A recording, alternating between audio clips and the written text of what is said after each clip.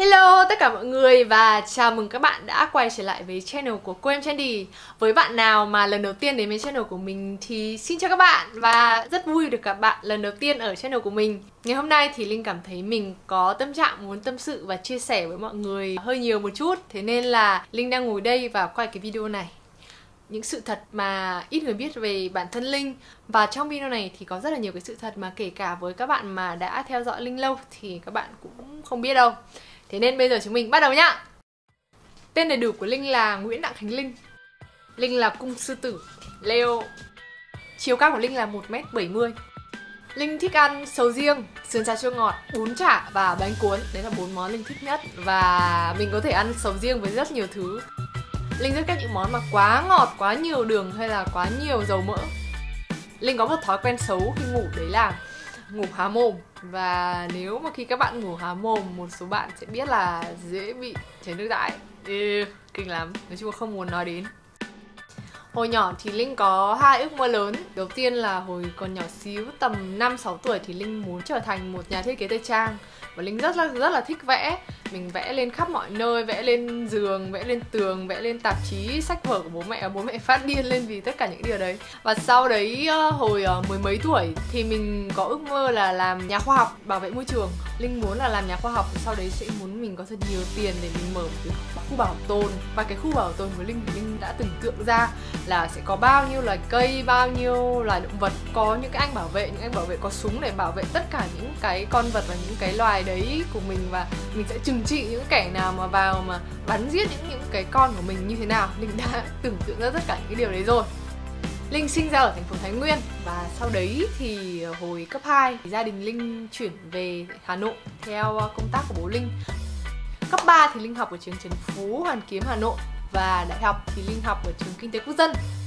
Có một môn học mà Linh học giỏi nhất, đấy là môn toán. Linh là học sinh khối D thôi, học toán văn Anh ấy, nhưng mà môn toán vẫn là Linh thích nhất. Và Linh học giỏi nhất là hình không gian. Linh rất là kém nhớ các cái công thức và những định luật. Thế nên là khi mà học hình không gian thì Linh thấy nó rất là nhàn, bởi vì mình không phải nhớ gì cả. Linh rất là mê Billie Eilish. Trời ơi, em ấy chỉ có hình như là 17 hay 18 tuổi thôi ấy, ít hơn mình rất là nhiều tuổi. Thế mà vừa chất lại vừa hát hay lại vừa tài năng. Linh rất là xấu tính khi đói, mà các bạn Linh hay gọi là xấu đói ấy. Nghĩa là mỗi khi đói thì mình cảm thấy xung quanh mọi người rất là khó chịu, rồi là không khí thật là khó chịu, thời tiết thật là khó chịu, rồi tại sao đồ ăn mãi không ra. Nhưng mà ngay sau khi có đồ ăn thì mình sẽ kiểu gọi là lật mặt luôn, trở thành một người rất là tốt bụng, đáng yêu như bây giờ đây. Linh hồi nhỏ thì rất là sợ bóng tối này, sợ độ cao, rồi sợ ma. Khi mà lớn lên thì Linh đã bớt những cái đấy đi. Nhưng mà có một cái chứng sợ mới đối với mình, đấy là mình sợ âm thanh, sợ tiếng ồn. Linh cảm thấy rất là mệt mỏi khi ở trong một không gian mà quá ồn ào, quá nhiều người. Và một phần vì thế nên là Linh cũng hay làm việc ở trong một không gian tĩnh lặng như là nhà mình, hay là không thể làm việc ở một nơi như là một quán cà phê như mọi người được. Linh là một người hướng nội, là một introvert. Linh nghiên cứu rất nhiều về vấn đề này, như thế nào là một người hướng nội, tính cách của họ như thế nào, và một người hướng nội thì sẽ gặp những điều gì trong cuộc sống. Và Linh còn mua quyển này, là quyển Quiet của Susan Cain, là một quyển nói về người hướng nội rất là hay. Thực sự là trong cái quyển này thì Linh đã tìm ra rất là nhiều điều mà đúng đắn với mình, và mình có thêm tự tin rất là nhiều bởi vì bản thân là một người hướng nội. Khi đi ngủ thì Linh hay trùm chăn. Cái đấy nó xuất phát một phần từ nỗi sợ ngày trước của Linh là sợ bóng tối và sợ ma. Thế nhưng mà Linh vẫn luôn để ra một cái lỗ nhỏ để mình thở. Mình sẽ tạo ra cái chăn một cái lỗ kiểu che mắt nhưng mà vẫn thở ra mũi mồm để mình thở. Và Linh nghĩ là khi mà trùm chăn thì mình sẽ được an toàn hơn, kiểu như là có một lớp áo giáp bảo vệ. Có một cuốn sách mà Linh rất là yêu thích, đấy là Chuyện cổ Andersen. Những cái câu chuyện trong đấy thì Linh đã đọc từ rất là lâu rồi, từ hồi nhỏ cơ. Nhưng mà càng về sau khi mình trưởng thành lên và mình đọc lại những cái mẩu chuyện đấy thì mình càng thấy cái ý nghĩa của nó rất là sâu sắc. Và thực sự nó là có thể gọi là những cái chuyện cổ tích cho người lớn được. Cái tên cô em Trendy là Linh nghĩ ra cách đây 1 năm khi mà mình đang tìm tên cho cái website của mình. Hồi đấy thì Linh có 2 option, đấy là sẽ đặt tên là tên thật của Linh là Nguyễn Đặng Khánh Linh, hay là một cái tên khác. Mà có 2 option cho mình để nó an toàn, để nhỡ mọi người không thích cái này thì có cái kia. Bởi vì là cái tên thật của Linh thì nó rất là dài, nó tận 4 chữ, và trong mỗi cái chữ đấy thì đều có từ 4 chữ cái trở lên. Các bạn thấy là cái vấn đề của các bạn tên 4 chữ là quá dài và bạn không thể để toàn bộ cái tên của bạn ở trên mạng xã hội nó quá là dài rồi, là khi mà bạn điền tên vào đâu đấy nó cũng dài. Cái tên cô em Trendy thì Linh xuất phát từ mong muốn tìm ra một cái tên nó nữ tính, nó Việt Nam. Linh không muốn đặt một cái tên mà nó quá Tây. Linh thấy không có lý do gì mà phải đặt một cái tên Tây quá cho một người Việt Nam như mình. Mình muốn đặt một cái tên mà nó hơi vui vui, hơi lém lỉnh, nhưng mà nó cũng nữ tính và nó phải thời trang nữa. Thế là sau 2 ngày suy nghĩ thì cái tên cô em Trendy được nảy ra trong đầu mình. Công việc chính hiện tại của Linh là một người mẫu, một fashionista và là một influencer. Nếu không trở thành người mẫu thì Linh sẽ làm kinh doanh. Linh rất là thích kinh doanh. Trước đây thì Linh đã từng kinh doanh cháo cảnh, Linh đã từng bán lens, lên contact lens, và Linh còn kinh doanh spa nữa.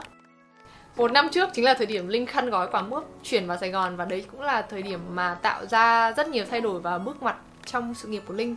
Cái lý do mà Linh chuyển vào Sài Gòn đấy là ở cái thời điểm đấy thì Linh cũng hơi có một chút gọi là không thoải mái khi ở với gia đình mình.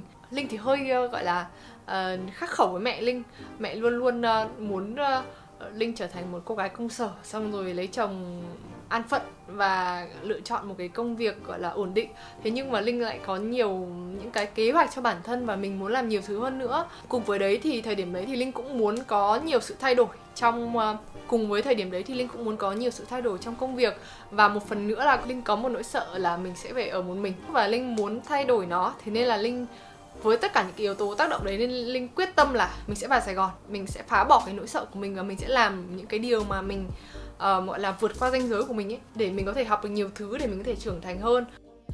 Ở trong trường đại học thì Linh học kế toán. Các bạn thể tưởng tượng là Linh học kế toán không? Cái lý do mà Linh chọn học kế toán cũng là ở cái thời điểm khi mà mình mới đỗ vào trường. Thì thực ra là cái ngành ban đầu Linh đăng ký là ngành quản trị kinh doanh. Nhưng mà Linh học thì lúc đấy Linh cũng thực sự là một cô sinh viên rất là thiếu kinh nghiệm và không biết chắc là mình sẽ làm cái nghề gì, mình sẽ làm gì cho tương lai. Thế nên là bố mẹ Linh bảo là con học toán cũng giỏi, thế nên là hay là học kế toán.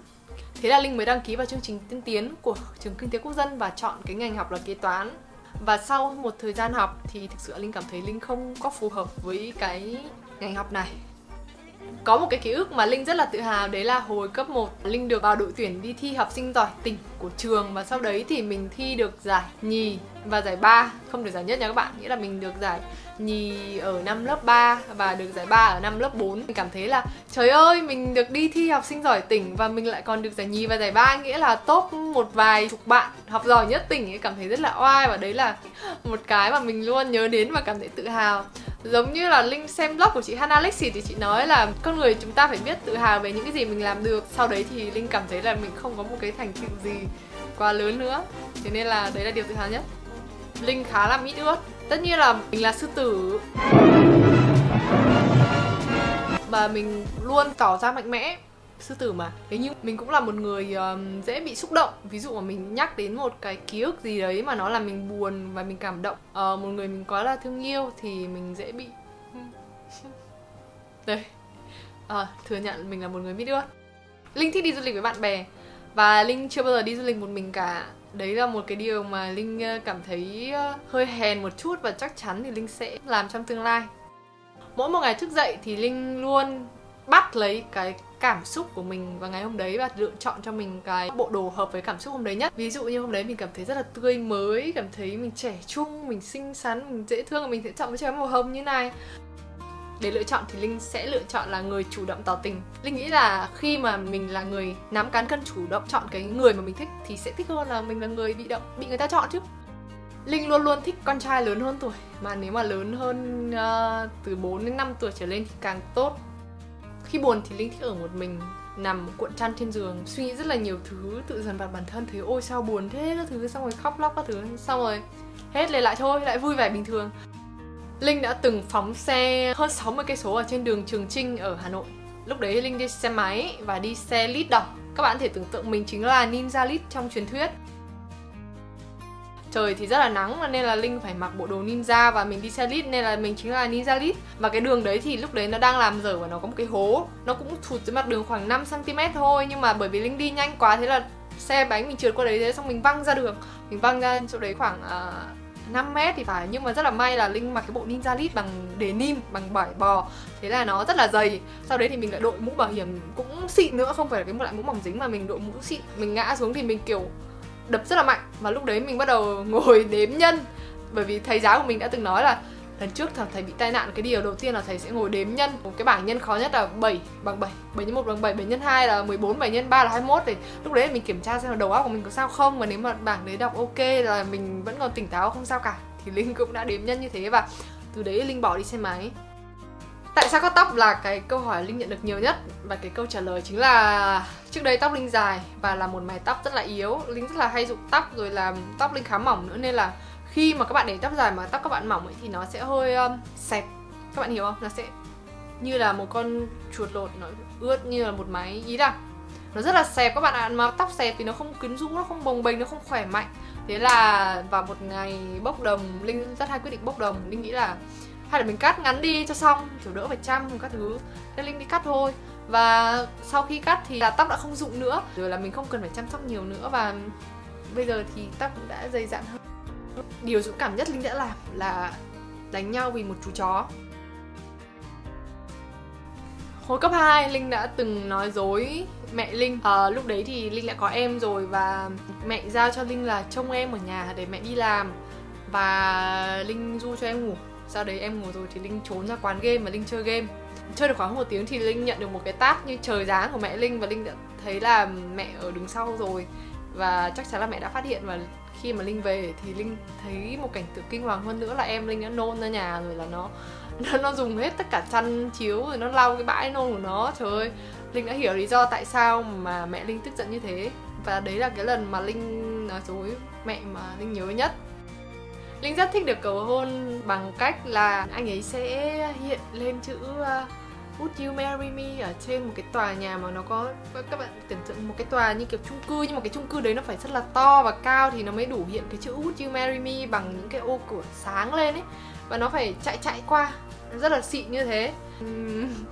Mà mình hơi sến một tí, nhưng mà Linh nghĩ đi nghĩ lại thì đấy vẫn là cái viễn cảnh mà Linh thích nhất khi mà nghĩ đến việc được cầu hôn.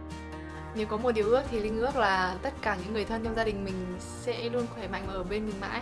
Linh biết là đấy là cái điều không thể, nhưng mà thế nên là Linh mới ước khi mà mình có điều ước thôi. Và đấy là tất cả những cái sự thật về Linh mà Linh muốn bật mí cho các bạn trong video này.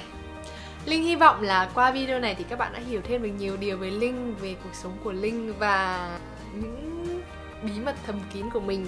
Và một khi mà con người đã biết được những cái bí mật thầm kín của nhau thì chúng mình sẽ trở nên thân thiết hơn và có thể có những cái mối quan hệ sâu sắc hơn. Linh rất là cảm ơn tất cả các bạn đã xem hết video này của Linh, và mình rất là muốn biết là các bạn muốn biết thêm những cái chủ đề gì về cuộc sống của Linh thì các bạn nhớ comment ở bên dưới nhé. Và với những các bạn mà đến với channel của mình lần đầu tiên thì nếu các bạn thích video này và thích con người của mình thì đừng bỏ qua nút subscribe và like video này nhé. Nếu mà các bạn thích mình hơn nữa ấy, thì nhớ ấn vào nút chuông ở bên cạnh nút subscribe thì các bạn sẽ nhận được thông báo của tất cả những cái video mới của mình. Còn bây giờ thì tạm biệt tất cả mọi người và hẹn gặp lại mọi người trong vlog lần sau nhá. Bye bye!